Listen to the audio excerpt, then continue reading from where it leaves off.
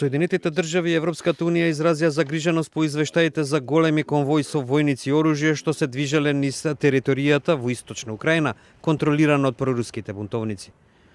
Портпаролот на Националниот совет за безбедност Бернадет Михан побара од Русија да прекине да ги вооружува бунтовниците и да ги повлече сите сили и оружје од Украина. Михан додаде дека Белата куќа е многу загрижена поради интензивирањето на борбите.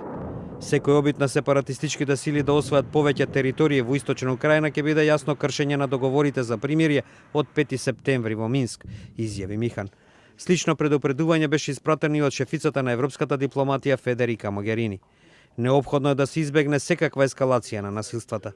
Сите страни треба да покажат воздржаност и да го почитуваат примирието, наведува Могерини, која ја повика Русија во целост да ги преземе своите обврски, вклучувајќи испречување на какви било движење на војска и оружје од нејзина територија во Украина.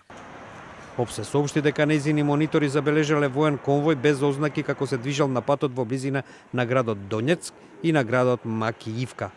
Украина оцени дека станува збор за нови руски сили. 8 листопада спостерігачами в районі Макіївки на території, яку контролює... На 8 септември во близина на Макиивка, на територија на контролирана од борци на така наречената Донецка Народна република, посматрачите забележале конвој од 40 камиони, а на некој имало тешко вооружување, потврди портпаролот на украинската војска Андрей Лисенко, кој изјави дека во изминатата недела се интензивирале прекршувањата на примирието. Тој ова го рече по извештаите за жестоко гранатирање на Донецк и неговата околина во текот на ноќта меѓу 8 и 9 ноември.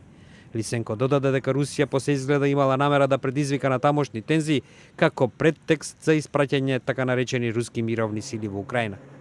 Москва отфрла секаква вклученост во конфликтот во кој од април досега загина над 4000 луѓе. Шефот на руската дипломатија Сергеј Лавров изјави дека нема никаква информација за руски сили и тенкови во источна Украина. Командантот на проруските сепаратисти е Едуард Басурин исто така демантира дека Москва испратила нови сили. Тој додаде дека станува збор за транзит на нови борци на, како што изјави, линијата на фронтот. Вршиме ротација на некои наши формации, рече Басурин за руската РИА Новости.